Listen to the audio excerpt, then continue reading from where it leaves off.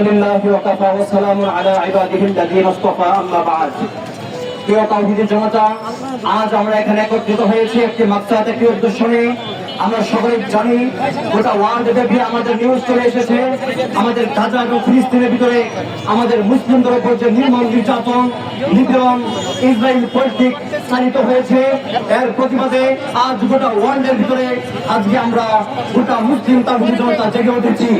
আজকের এই প্রতিবাদী বিক্ষোভ মিছিল থেকে আমরা সুস্পষ্টভাবে জানাতে যাচ্ছি, আমাদের বাংলাদেশে বর্তমানে যারা রাষ্ট্রপ্রধান রয়েছে এবং ভবিষ্যতে যারা রাষ্ট্র ক্ষমতায় আসবেন, তাদের কাছে আমাদের অনুরোধ হচ্ছে, আপনারা আমাদের বাংলাদেশকে এমন একটি শক্তিশালী দেশ হিসেবে গড়ে তুলুন, যে দেশের দ্বারা আমরা পৃথিবীতে যেখানে নির্যাতন হবে মুসলমান মুমিন, তাদের পাশে যেন আমাদের বাংলাদেশ থেকে আমরা সব অস্ত্র সাথে তাদের সাথে যেন থাকতে পারি, এই আহ্বান জানাচ্ছি।